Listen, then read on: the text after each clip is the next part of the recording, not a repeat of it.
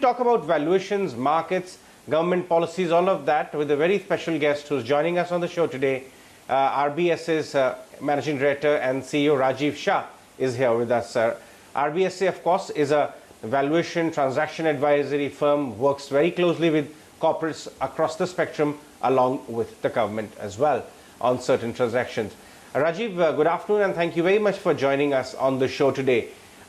You are into the field of valuing assets and valuations, be it government assets, national assets, or be it private assets of companies in the midst of transactions. I was wanting your independent view on how the valuations of the market are, the valuation of companies. There have been hosts of transactions which are happening from the PE side, from the the capital market side, QIP, etc., and of course even the IPO street where assets are being offered in the form of IPOs. What is your thought on valuations of companies in corporate India right now? Thank you, Ajay. Thank you for having me on your show. I'm delighted to speak to you always. Ajay, valuations are stretched across the board. Today we cannot say that we are in a value game any longer. The kind of money printing and the kind of liquidity that all of us are witnessing, I think all asset prices are practically at an all-time high. You pick up any sector, be it steel, be it cement, be it any of the IT companies or even startups. So there is a sense of froth or bubble building up everywhere.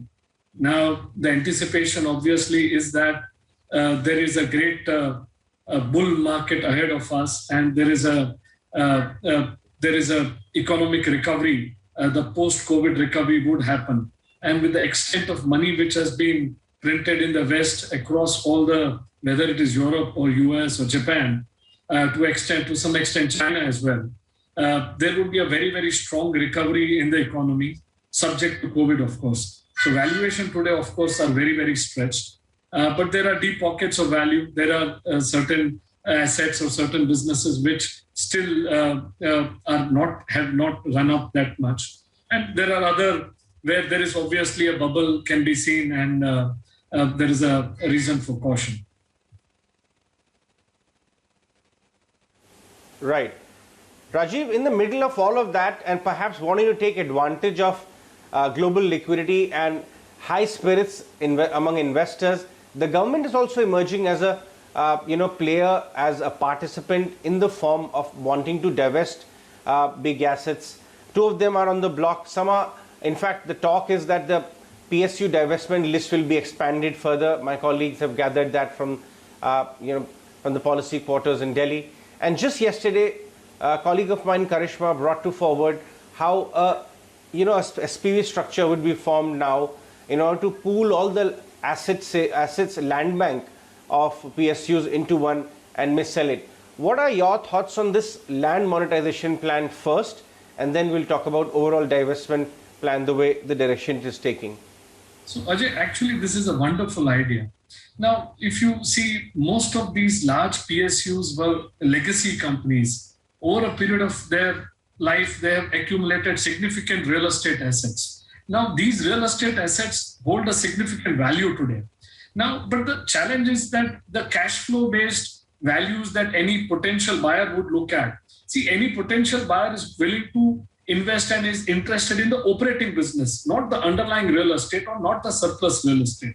So it was a challenge for everyone, including government. How do you separate and segregate that surplus real estate, where potential buyers are not willing or interested in acquiring that surplus real estate, and for government it is difficult to sell them with that real estate.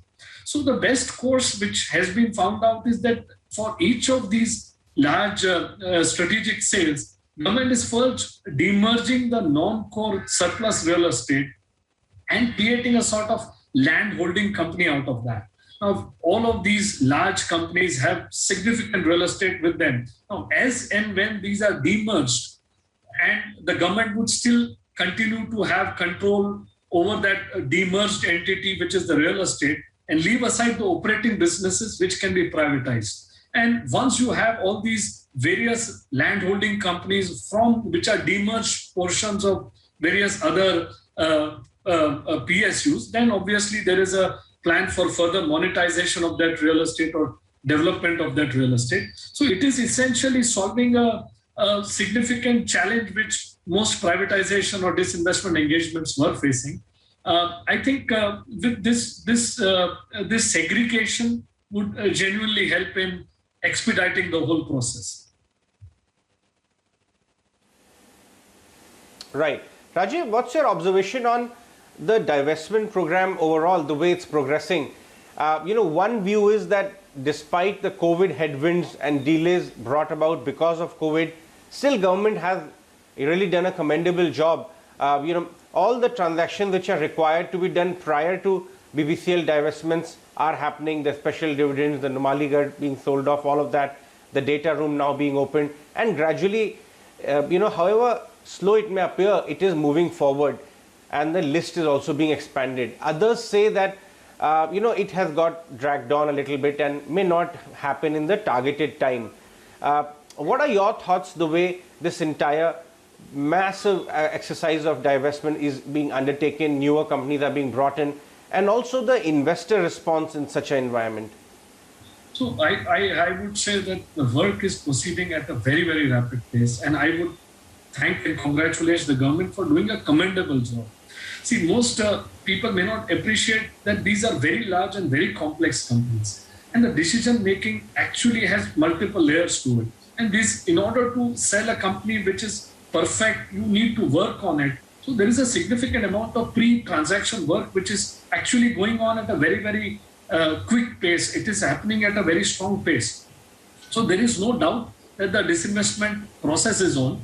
While the results would naturally be visible in the second half of the year, and I think Honorable Finance Minister and the government has actually gone on record to say that. So the work is in progress, and majority of these transactions are expected to be closed, I think, in the second half of the year. And in terms of the new pipeline, I think there is a strong pipeline of companies which can be privatized. There's a huge asset monetization program which the government has beyond the companies which have already been announced. Newspaper reports are also talking about banks and insurance companies, 2 banks and 1 insurance companies being privatized. Now, you please understand that this is the first time privatization is happening in the last 15 years.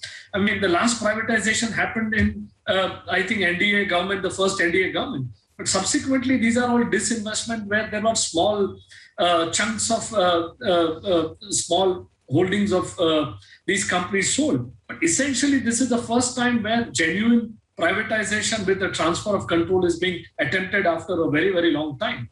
So these are complex transactions. Even if you take a case of a bank or an insurance companies, by the time these transactions, they have to be curated, they have to be prepared, because each of these companies would have significant complexities behind them. There are regulatory issues to be handled, there are labor matters or HR issues to be handled and are satisfactorily handled. And thereafter, a company gets prepared for a possible diligence process. And in terms of the investor interest, I can say that if there is a significant investor interest, if a proper asset is brought to the market Sure. after then there is obviously there is a great deal of interest. Right. In fact, to give government the credit where it's due, it is also trying to be quite innovative in those methods. The government has been talking about perhaps adopting the InvIT route for parts of pipeline assets of some oil PSUs or even highway assets. So there is definitely progress out there. Before I let you go, you work with corporates of all shapes and sizes. I would want to understand your thoughts on the point which is being discussed on Capex cycle. How raging is the Capex cycle? We speak to a lot of companies in chemicals and cement, and some sectors we are getting a sense that there is capacities being hit on 100% level and hence requirement for more. What are your thoughts in your interactions across transactions with corporate India? Do you see it happen, triggering in a big way, gathering pace, or you think it will be slow? The nature and complexion of the Capex cycle as of now. Ajay, I think the Capex cycle, a very, very strong Capex cycle is ahead of us. I mean, when I speak to clients, whether they're in steel, we talk about steel, JSW, Tata Steel, ArcelorMittal, all of them are going in for expansion. Cement, Ultratech, and these are already announced plans. Ultratech, or in terms of even power companies, I mean NTPC, all these solar power companies, there is a significant capex ahead of us. And I think all of this capex will get front loaded, and there will be a significant multiplier effect on the economy. And I mean, not just these, then real estate. The real estate will bounce back in the next 2 years, 1 year. I mean, this is a market which is coming back now. And I mean, last week only, I think one of the financial institutions raised about 3,000 crores for infrastructure financing. Now, these are bonds which I think ICICI raised for infrastructure financing. Now, this was quite unheard of in the last 3 years, people financing infrastructure. Now, the market is actually turning, and we are selling two companies, one power plant and one infra company. So this is a partially completed power plant. Now, we have received tremendous response, which was unheard of, say, 6 months back or 1 year. We are selling one infra company. Now, we have received a very, very tremendous response when we are wanting to go out, and there is a great deal of, there is investors lining up to actually buy that asset. So the Capex cycle is actually changing, and people are actually looking at making more riskier investments. They are willing to take that bet. And this is across the board, whether it is the basic industries, which is the steel and the cement and the metals and all kinds of basic industry. At the same time, a lot of it is driven by real estate bounce back. So I think there is a very strong Capex cycle ahead of us. We just need to brace ourselves for that.